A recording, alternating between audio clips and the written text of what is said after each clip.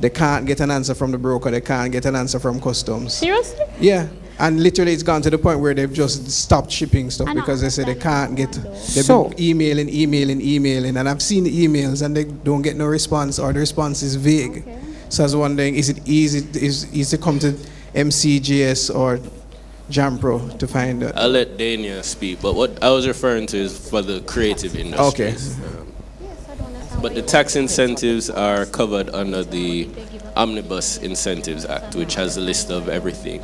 Let Dania jump in and answer the question. Okay, first from a ministry point of view, have they asked for assistance from the Ministry of Culture, Gender, Entertainment and Sport? It wasn't called that back then, but I'm not sure. The thing was when it was brought in, we were told to talk to the Ministry of Security. Because it looked like a sword. Right, but the reason why that got confusing is because they came in before and never had that problem. It was the third time stuff came in, the Ministry of Security came and said, no, this can't go into this permit. They're like, okay, we need to do this. So there was just confusion as to who to go to for. Okay, all right. So first of all, I find that persons do not try to get empowered with information before they do things. Because if you had contacted the ministry that in charge of sport, even though you may have gotten it in before, it looks like a knife. And because it looks like a knife, it's going to involve the Ministry of National Security. At which point we could assist you with getting said permit to get it into the country, and as long as we know the cost, you can tell customs the cost and they will tell you the duty based on the cost. You did tell them the cost? Who you talk to? You must also call the ministry to say me talk to X Maddy and they no want tell me. This is why you have ministries. Please speak to me afterwards. All right, my question is to customs. Basically, because of the expense of our equipment, for example, a basic film setup still is going to run us just start at 6,000 US for a basic camera and lens. For most of us, that's still unaffordable starting off. What is possible though is a lot of times we have friends overseas who have more than we can afford.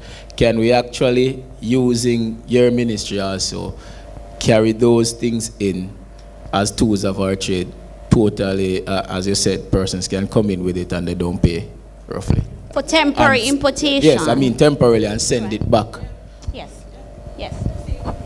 No, for temporary importation, as I said, you can get in touch with Jampro, JTB. They will give you a letter of security. They'll tell you that you're standing surety for these items. Yes, so you take in the items and we expect them to be exported in a certain period. So you normally have a 3-month period. You can ask for an extension, which can go up to 6 months, right? And you need to produce them to customs to show that they're being exported in order for us to clear our records, or else we'll have a liability against you. Good afternoon. Just for clarity at customs, so as you were saying, I may have a family or a friend overseas that is coming, and I may ask them to purchase a camera, a tripod, of that nature. And when they come, let's say, when they're coming to get them exempt or not to go through the hassle and bustle, we should register at the, I don't remember what it's called, but register at the registry at Jampro first and let them be aware, and then we'll be exempted. Ministry of Culture. The Ministry of Culture. So the registry is at the Ministry of Culture, but Jampro, we share that information with Jampro.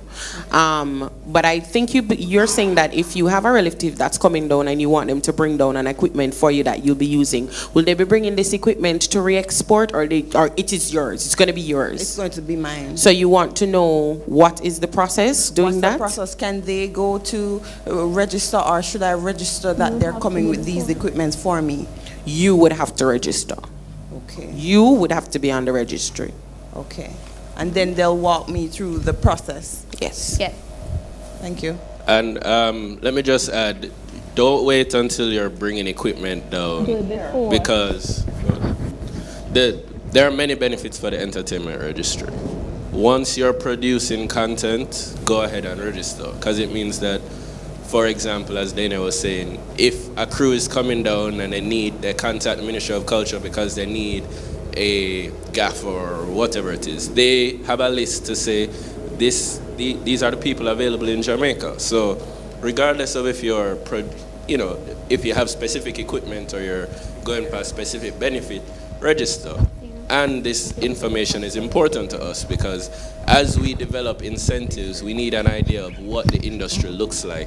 And we depend on the list from the entertainment registry to be like, these are all the directors in Jamaica. These are the kinds of incentives that we need because they're producing this kind of content, etc., etc. So please go ahead and register. Registration is free. Yeah, fair enough what you said. I love what you said right there at the end. Yeah. I have one last question. Now, in the US, things aren't as expensive as they are here, right? So, for example, I could get Mark III. It's valued online for, let's say, $2,700. And I could probably get it through, maybe you have people who are selling it, all kind of stuff. Let's just say I get it for $500 from someone. Right? I think you know the question I'm coming with. Yes, all right. Yes. And we go again. Yes, just to ensure that it's clear. One of our mandate again. Yeah, man. So I come down and I have the receipt. I got a Mark III for $500 from a legitimate business in the US. It doesn't matter. What? eBay. Yeah. Even Amazon, because you have like what you call those things again? Online shop. Well, no. All right. eBay. Yes. Okay. All right. Revenue collection. We also deal with valuation. So you're saying that your source that you got the item for and what you're paid is legitimate. So we will verify that, yes, this is the value you paid for your item. So that value, anybody who goes should be able to get that item for that value. Good? That's good? And as long as that's the case, then we'll accept your $500.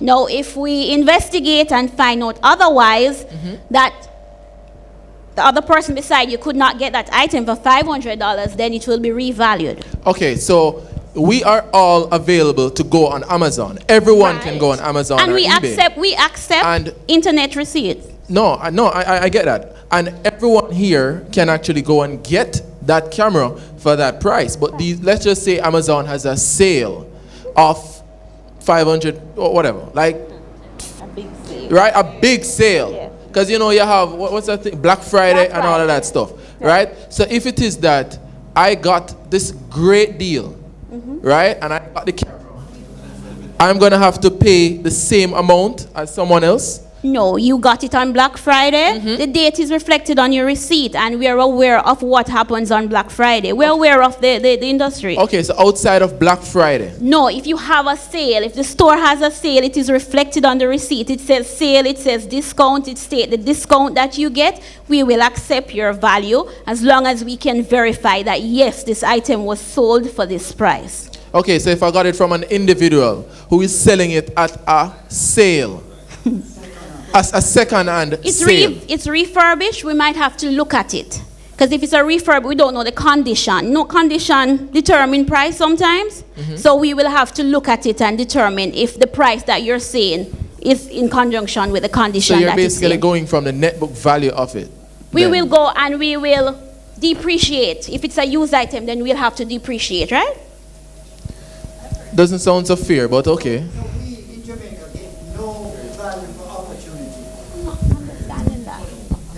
Not understanding that. We don't get the opportunity shopping in that case then, because if I search, wait, be patient, search hard, network, etc., get this at an affordable price.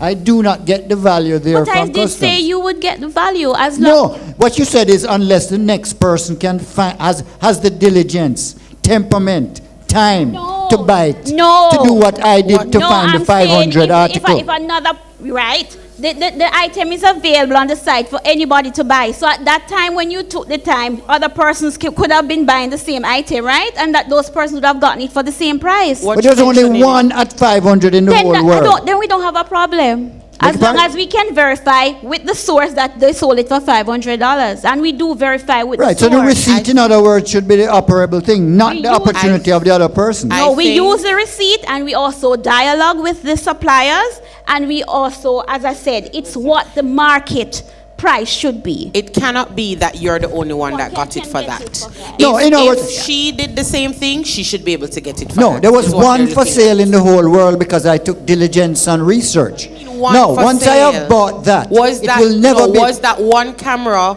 be if you were not you, could Yeah. I get the camera too? If you beat me to it. Yes, then that's fine. Then that's fine. Okay, no, what you said was a bit confusing then in that respect. Well, what we're thinking is fine. Okay.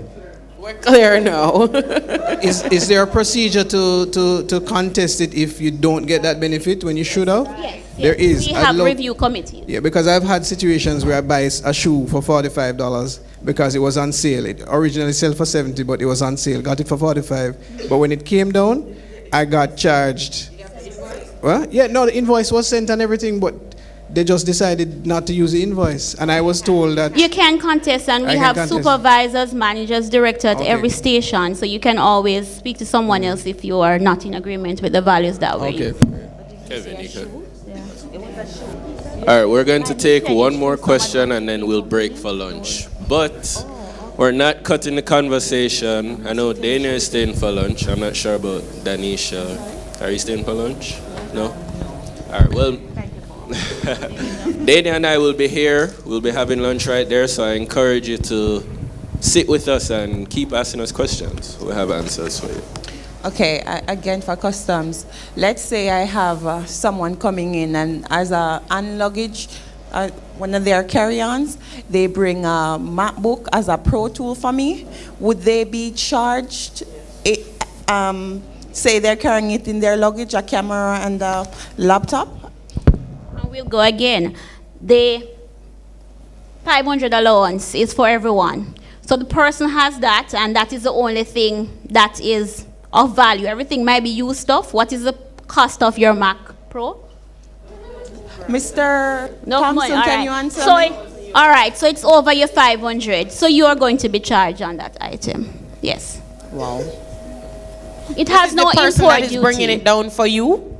Yes, but the person has it in their, like their backpack or something. Laptops don't have import duty. Right. It has no import So that's duty. one. And two, they get the 500.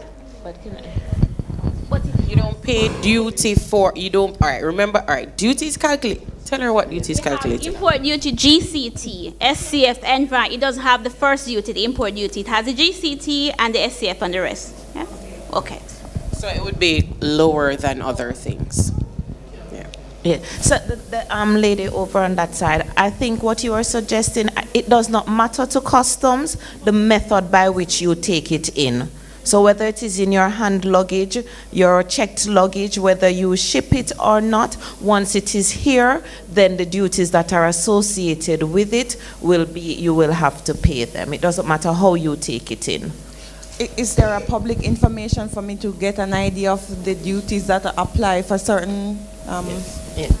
You can go on our website, jacustoms.gov.jm. It can give you some information in regards to importation of general items and other items. There is a tariff, as I said. The tariff lists the first duties on all items, and all the other taxes are general standard taxes. All right? Okay, thanks. Thank you. Love the questions. I love the conversation. And I think, as Dania said, the important thing is to empower yourself with information. Call your ministry. Look at us. Look at us as your representatives. We're on your side, and we want you to get the equipment in as cheaply as possible. We really do.